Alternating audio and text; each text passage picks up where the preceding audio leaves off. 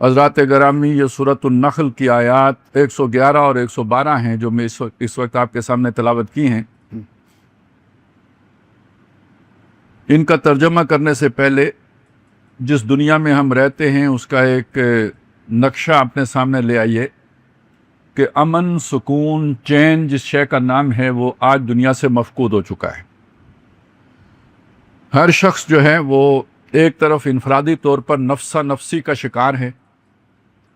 دولت زیادہ سے زیادہ جمع ہو جائے، مال زیادہ سے زیادہ جمع ہو جائے، گھر اچھے سے اچھا بن جائے، زندگی بہتر سے بہتر ہو جائے، زیادہ سے زیادہ سہولتیں جمع ہو جائیں، تو زیادہ سے زیادہ کی خواہش چین نہیں لینے دیتی، سکون نہیں کرنے دیتی۔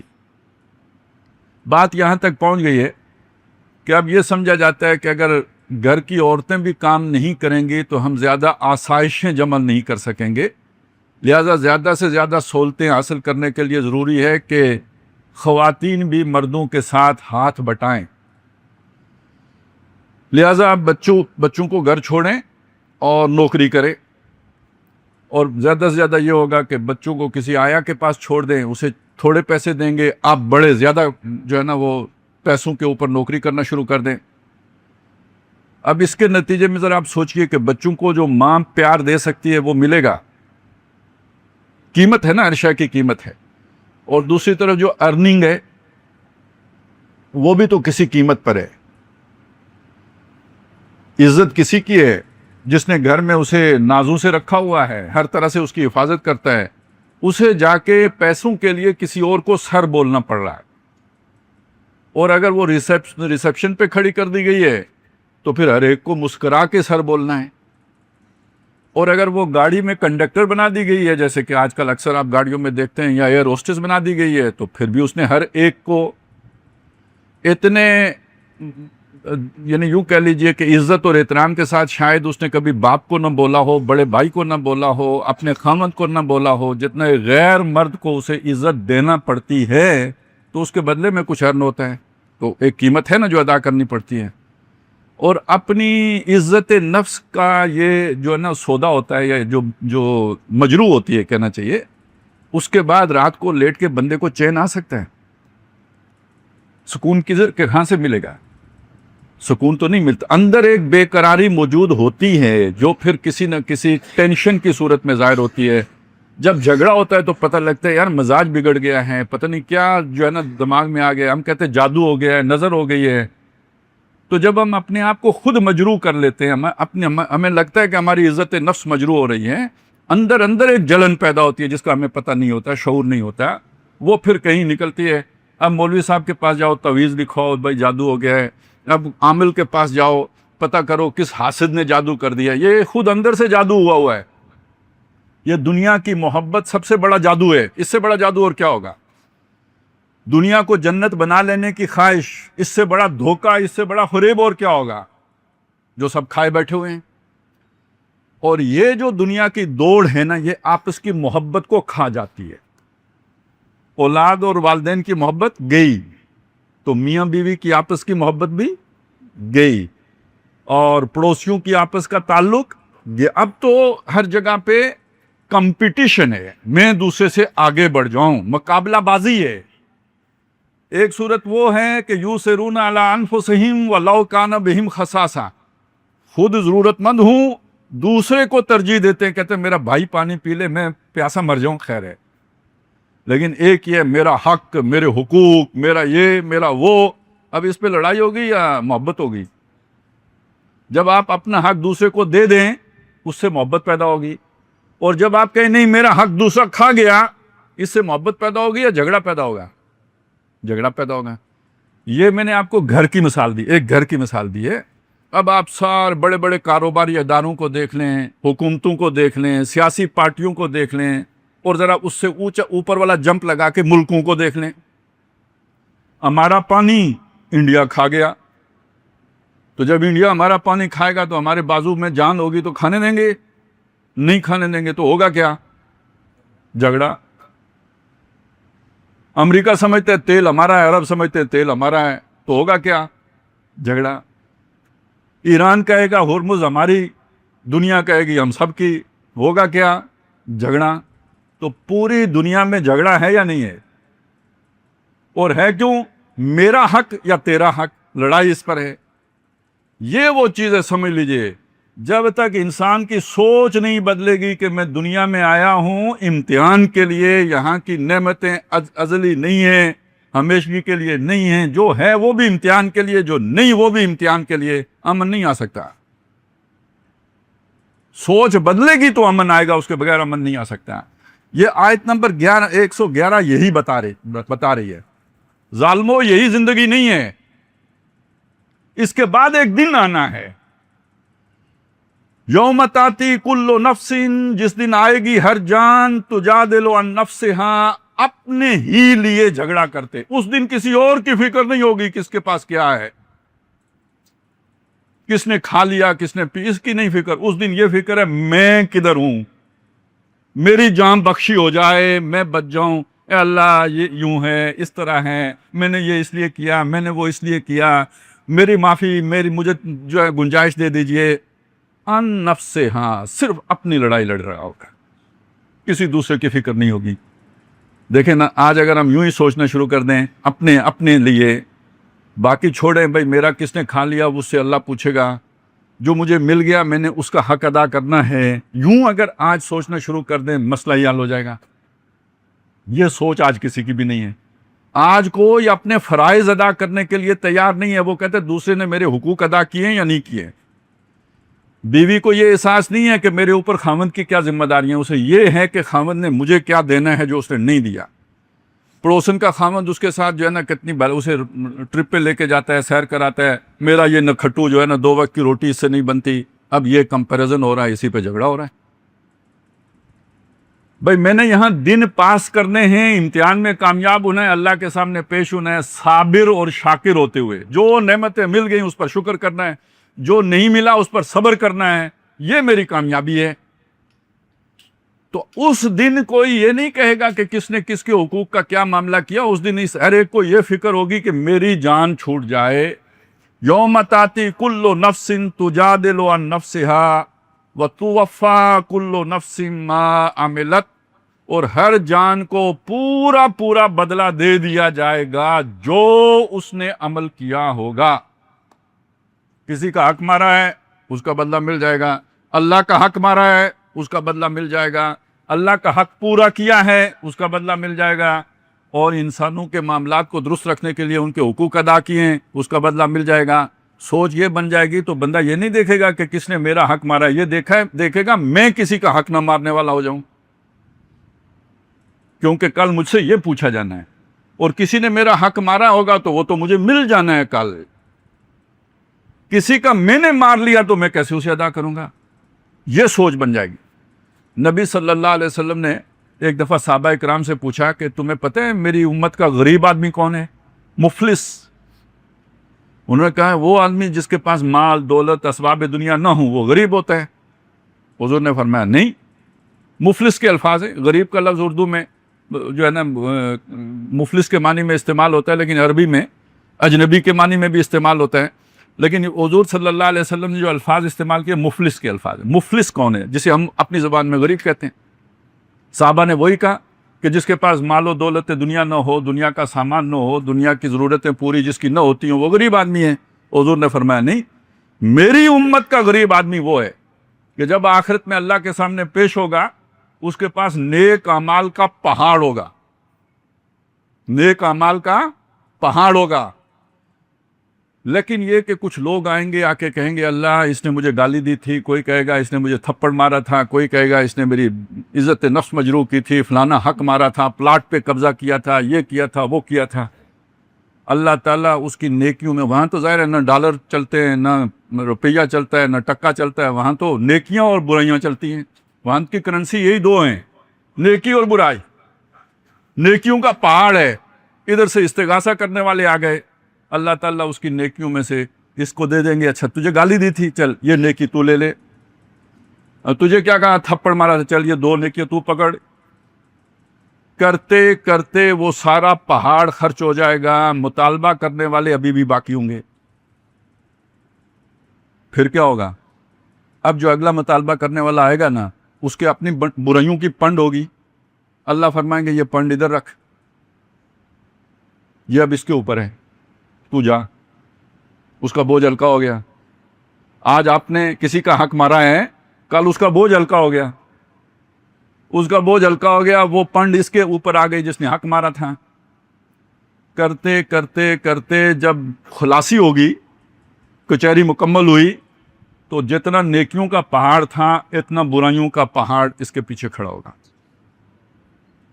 یہ ہے میری امت کا مفلس غریب آدمی، لیکن نیکیوں کا پہاڑ آیا تھا اور برائیوں کے پہاڑ کے نیچے دب کے چلا گیا دوزخ میں۔ اب دیکھیں، جب یہ اگر ہمارا یقین ہو تو ہماری سوچ دوسرے سے اپنا حق لینے کی ہوگی یا دینے کی ہوگی؟ یہ بات ہے جو قرآن مجید سمجھا رہا ہے۔ دنیا میں سارے فساد کی جو جڑ بنتی ہے، حق غصب کرنا اور حق کی لڑائی لڑنا۔ حق غصب کرنا ظلم ہے اور فساد ہے، اور جب آپ حقوق کے لیے اٹھ کھڑے ہوتے ہیں، تحریک منظم کرو اور چلاؤ اور فساد پھیلاؤ، تو پھر ایک اور فساد کھڑا ہو جاتا ہے، امن تو غارت ہو جاتا ہے اس کے نتیجے میں۔ لہذا فرمایا یوم تاتی کل نفس تجادل عن نفسها وتوفی کل نفس ما عملت، ہر جان کو بدلہ دے دیا جائے گا پورا پورا جو اس نے عمل کیا ہوگا۔ وہم لا یظلمون، کسی کے ساتھ زیادتی نہیں کی جائے گی، وہ ظلم نہیں کیے جائیں گے۔ اب یہ جو میں نے آپ کو مثال دی، کوئی ظلم تو نہیں ہوا نا اس کے ساتھ، اس نے جو دنیا میں کیا تھا اس کا بدلہ لے کے تو دوزخ کی گھاٹی میں اتر گیا۔ اب آیت نمبر 112 ہے، اس میں اللہ نے ایک مثال دی ہے۔ یہ جو بات میں نے آپ کو سمجھائی نا، اسی کو اللہ نے مثال کے طور پر سمجھایا ہے۔ فرمایا وَضَرَبَ اللَّهُ مَثَلًا قَرْيَةً كَانَتْ آمِنَةً مُطْمَئِنَّةً، اور اللہ تعالیٰ مثال بیان کرتا ہے ایک قریہ کی، بستی کی، آپ کہہ لیں شہر کی، ملک کہہ لیں، ایک ہی بات۔ اس زمانے میں بستی ہوتی، بلکہ اب تو یوں کہے نا کہ کہتے ہیں گلوبل ولیج، پوری دنیا بستی ہو گئی ہے، آپس میں اس طرح جڑ گئی ہے جیسے پہلے ایک بستی جڑی ہوتی تھی، گاؤں جڑا ہوتا تھا، اس طرح دنیا پوری آپس میں جڑی ہوئی ہے۔ تو اللہ تعالیٰ مثال بیان کرتا ہے ایک بستی کی، قریۃً، قریہ ہے، بستی ہے، کانت آمنۃً مطمئنۃً، امن سے بھی تھی، اطمینان سے بھی تھی۔ جب آپ کی ساری ضرورتیں پوری ہو رہی ہوں اطمینان ہوتا ہے، اور اگر مزید کی خواہش ختم ہو جائے امن ہو جاتا ہے۔ لڑائی ہمیشہ حل میں مزید کے چکر میں ہوتی ہے۔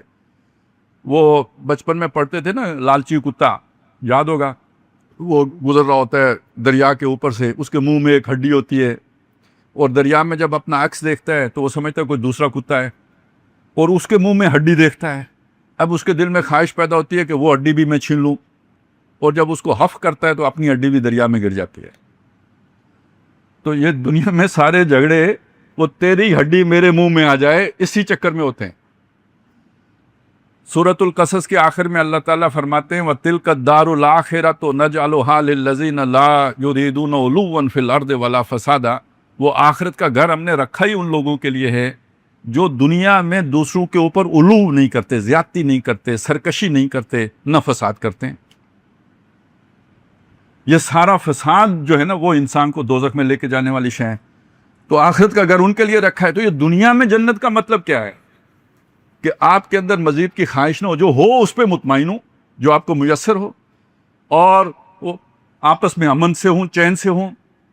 یاتیہا رزقہا رغدم من کل مکان، چلا آتا تھا اس کے پاس اس کا رزق، ضرورتیں کہہ لیجئے، رزق کا مطلب صرف کھانے پینے کی، جو ساری ضرورتیں جو بھی اس کی چاہیے تھی آ رہی تھی، من کل مکان، ہر طرف سے، شمال سے بھی، جنوب سے بھی، مغرب سے بھی، مشرق سے بھی، سر سے اوپر سے بھی، نیچے سے بھی۔ شمال مغرب آگے پیچھے جو جیتے ہیں، ان سے مطلب یہ ہے کہ جو بھی منڈی ہوتی ہے، کوئی سامان کدھر سے چل کے آ رہا ہوتا ہے، کوئی کہاں سے چل کے آ رہا ہوتا ہے، ایسٹ ویسٹ ٹریڈ کا جو مرکز بن گیا، تو یہ گویا دائیں بائیں آگے پیچھے سے آ گیا۔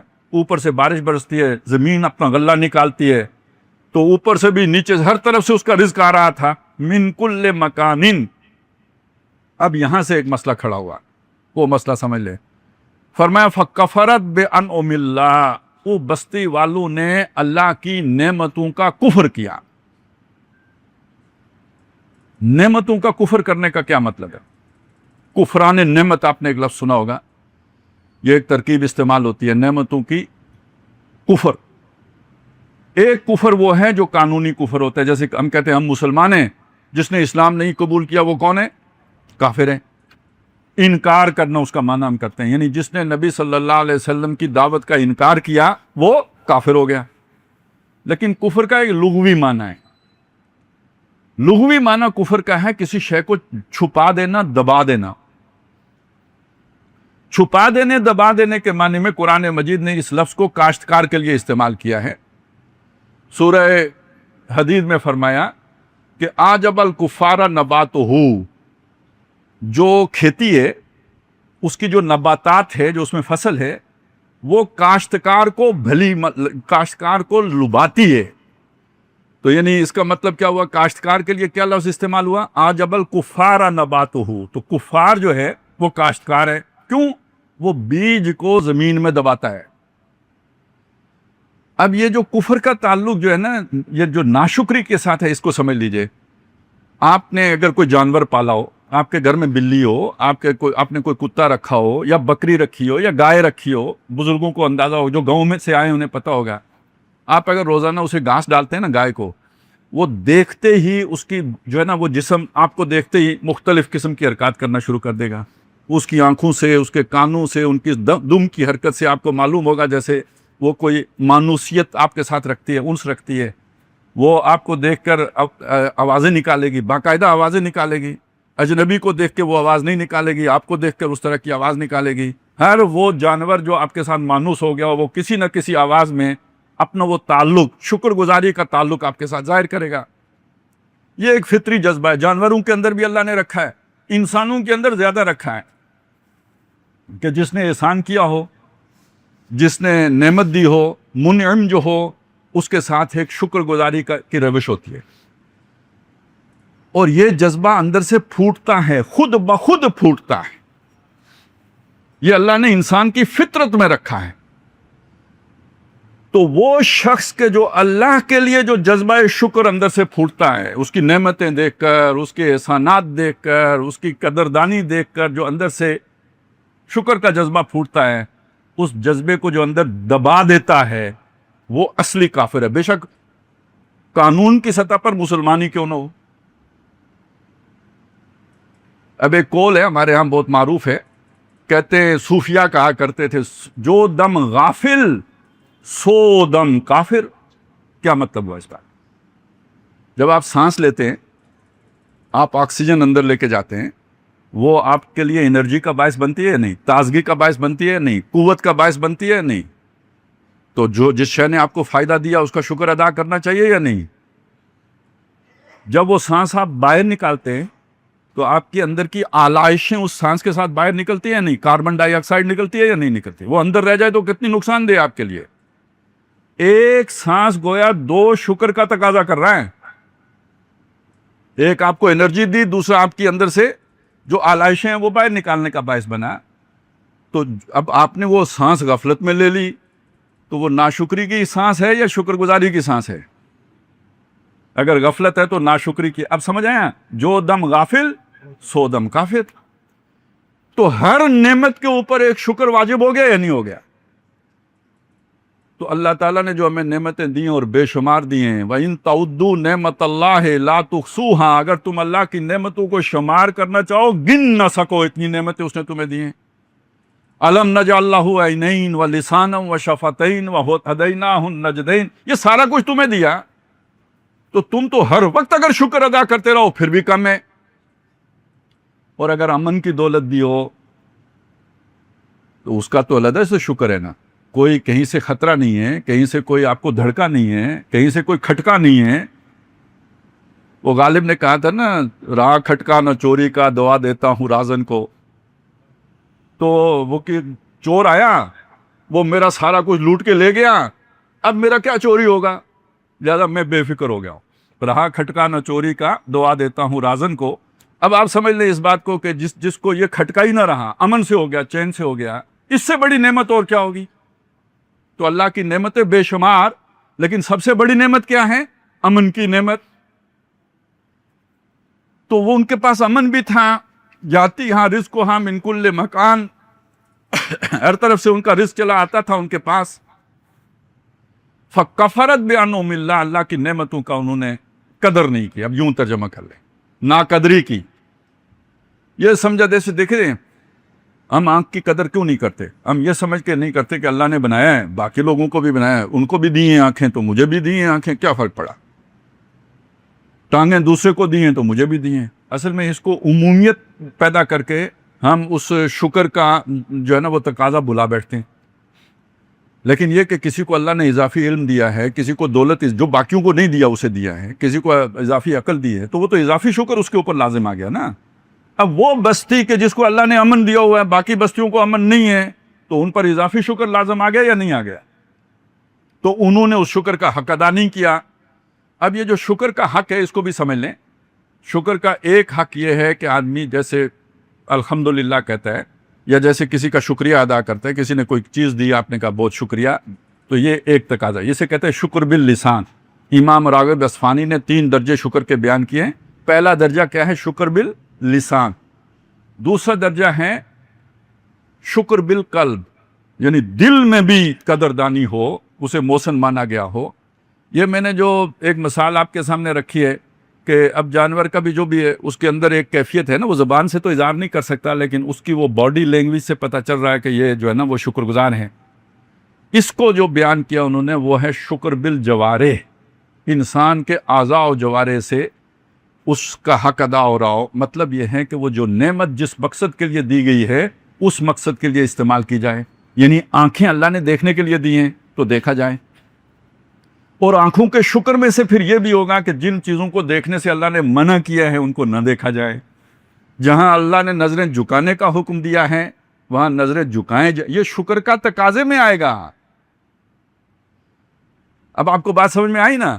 اب جس کو اللہ نے فرض کریں وافر دیا، ایک چلے میں مثال دیتا ہوں، آپ نے یہ مسئلہ سنا ہوگا کہ اگر آپ دریا کے کنارے کھڑے ہو کے وضو کر رہے ہو وہاں پہ، تب بھی اسراف نہ کرو، یعنی پانی زیادہ نہ بہاؤ. اپنے وضو میں جو ہے نا وہ اتنا ہی پانی استعمال کرو جتنا ضروری ہوتا ہے. یعنی دریا کے پاس بھی کھڑے ہو کے آپ فضول خرچی نہ کریں پانی کے ضمن میں. اس پر اب قیاس کر لیجئے، کسی کو اللہ نے وافر دیا ہے تو فضول خرچی نہ کرو. اللہ کی ان نعمتوں کو عیاشیوں میں اور اللو تللو میں مت اڑاؤ، اپنی ضرورت پوری کرو، باقی اللہ کی راہ میں صدقہ خیرات کرو. یہ شکر ہوگا نا اس کا. یسالونک ماذا ینفقون، نبی یہ آپ سے پوچھتے ہیں کتنا خرچ کریں. سورہ بقرہ میں آیا ہے، اللہ تعالیٰ سے جواب دے رہے ہیں قل العفو، ان سے کہیے اپنی ضرورت پوری کر کے جو باقی بچ رہا ہے سارا خرچ کر دو. اسی طرح نبی صلی اللہ علیہ وسلم کا ایک واقعہ آتا ہے، سیرت کا بہت شاندار واقعہ یہ کہ آپ نے بکری ذبح کی، گھر والوں سے کہا کہ یہ بانٹ دو اللہ کی راہ میں، اور خود کام پہ چلے گئے. شام کو واپس آئے، پوچھا ما بقیہ منہا، وہ بکری میں سے کچھ بچا؟ حضرت عائشہ رضی اللہ تعالیٰ عنہ نے جواب دیا ما بقیہ منہا الا قطفھا، نہیں بچا کچھ بھی، سب خرچ ہو گئی ہے سوائے ایک دستی کے، وہ بچ گئی ہے. حضور کا جواب سنیں، فرمایا بقیہ کلھا الا قطفھا، ساری بکری تو بچ گئی ہے سوائے دستی کے. جو ہم نے کھایا وہ خرچ ہوا، جو اللہ کی راہ میں دے دیا وہ بچ گیا. یہ ہے اس کا شکر. اب آپ کو سمجھ آئی؟ اگر وہ سارا میں اپنی عیاشیوں پہ لگا لوں تو شکر نہیں ادا کیا، اس کے بعد الحمدللہ بے شک کہوں. تو ان بستی والوں نے اللہ کی ان نعمتوں کی قدر نہیں کی. فکفرت بانعم اللہ، ناشکری کی اور ناقدری کی. اب اللہ نے کیا سزا دی؟ فاذاقها اللہ لباس الجوع، اللہ تعالیٰ نے انہیں بھوک کا لباس پہنا دیا. اب پیٹ کے لالے پڑ گئے، اب 2 وقت کی روٹی کو ترستے ہیں، اب قحط پڑ گیا ہے. آج کل آپ کہیں ناکہ بندی ہو گئی ہے، معاشی ناکہ بندی ہو گئی ہے، معیشت بیٹھ گئی ہے، ڈیفالٹ ہونے کے جانے پہ پہنچ گئے ہیں. تو ایک بات تو یہ ہوئی معیشت کا بٹھا بیٹھ گیا، اور دوسری بات کیا ہوئی؟ والخوف، اللہ نے ان پر خوف طاری کر دیا. امن ختم، سکون ختم، اور یہ پوری دنیا سے ختم ہو گیا. یہ جو اس وقت سب سے زیادہ نفسیاتی بیماریاں ہیں نا وہ اس خوف کے نتیجے میں، ڈپریشن ہے یا انگزائٹی ہے، وہ ساری اس خوف نے پیدا کی ہے. کل کا کیا بنے گا؟ اور اب تو کہتے ہیں جی ساری دنیا ہی جنگ کے قریب پہنچ گئی ہے، پاکستان اور انڈیا تلے کھڑے ہیں. ادھر ایران اور جو ہے نا امریکہ پتہ نہیں کب راضی ہوتے ہیں، کب لڑ پڑتے ہیں، سمجھ ہی نہیں آتی، روز ان کا نیا بکھیڑا ہوتا ہے۔ اتنا اسکول پڑھتے ہوئے ہم وہ جو ہے نا وہ سیاہی کا ٹھکا دوسرا لگا لے تو اتنی لڑائی نہیں ہوتی تھی جتنی ان کی لڑائیاں ہو رہی ہیں۔ بار بار جو ہے نا استاد جی یہ کر گیا ہے۔ تو اس طرح کا معاملہ جو ہے نا ایران اور امریکہ نے شروع کیا ہوا ہے۔ ادھر اسرائیل جو ہے اس کے توسیع پسندانہ عزائم جو ہیں وہ رک کے نہیں دے رہے۔ شمالی کوریا، جنوبی کوریا آپ ایک دوسرے کی طرف جو ہے نا پھن پھیلائے کھڑے ہوئے ہیں۔ کہنے کا مطلب یہ پوری دنیا کسی تباہی کے بالکل کنارے پہنچی ہوئی محسوس ہو رہی ہے۔ تو یہ سزا کس بات کی ہے؟ آج کے انسان کو اللہ نے جتنی نعمتیں دی ہیں، تاریخ انسانی میں اتنی نعمتیں کبھی نہیں ہوئی۔ وہ نعمتیں جو انبیاء، خاص طور پہ سلیمان علیہ السلام اور داؤد علیہ السلام جیسے نبیوں کو اللہ نے عطا کی، آج عام انسان کے بس میں ہیں۔ سلیمان علیہ السلام کا جہاز تھا نا، ہوائی جہاز جو اڑتا تھا، آج عام آدمی جہاز کا ٹکٹ لے کے حج کرنے جاتا ہے، عمرہ کرنے جاتا ہے۔ آج ہمارے گھر میں ایک غریب ترین آدمی جسے کہتے ہیں سب سے غریب آدمی، اس کے گھر میں بھی جو نعمتیں ہیں شداد کی جنت میں نہیں تھی۔ پنکھا تھا، ریفریجریٹر تھا، بلب تھا، چھوٹی چھوٹی باتیں بتا رہا ہوں۔ تو اس سے آپ سوچیں کہ اللہ کی نعمتوں کی کتنی بھرمار ہے آج کے انسان پر۔ اور آج کا انسان جتنا اللہ سے دور ہے، کبھی تاریخ میں اتنا دور نہیں رہا ہے۔ اور جو برائیوں کا جمگٹھا آج ہے، کبھی نہیں رہا۔ یہ ناشکری ہے یا نہیں؟ یہ ناقدری ہے یا نہیں؟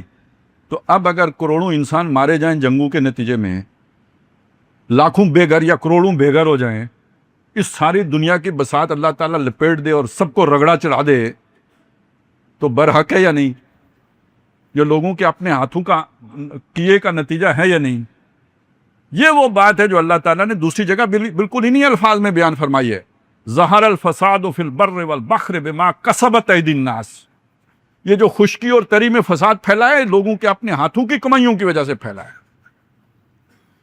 تو یہاں پہ فرمایا کہ اللہ تعالیٰ نے ان کو بھوک کا اور خوف کا لباس پہنا دیا، بما کانوا یصنعون، جو صنعت وہ کرتے تھے اس کے بدلے میں۔ یہ صنعت کا لفظ مطلب ہم اس کا ترجمہ کرتے ہیں جو عمل وہ کرتے تھے، تو بما کانوا یعملون بھی تو ہو سکتا تھا،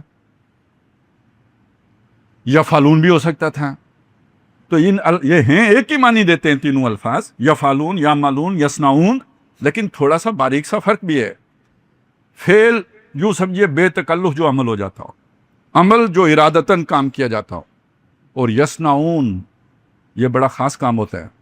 یہ اس میں مصنوعی پن بھی شامل ہے، تصنع بھی شامل ہے، بناوٹ بھی شامل ہے۔ وہ کام جو ریاضت کر کے کیا جاتا ہو، جو محنت اور دقت کے ساتھ سر انجام دیا جاتا ہو، جو پریکٹس کے بغیر نہ کیا جا سکتا ہو، وہ کام اسے کہیں گے یصنعون۔ یعنی یہ جتنے بھی آج ہم بڑے بڑے محلات بناتے ہیں، ظاہر ہے یہ عام عمل تو نہیں ہے نا، بڑا مشقت والا عمل ہے۔ یہ جو ہماری ہائی فائی ٹیکنالوجی ہے، یہ مشقت والا عمل ہے۔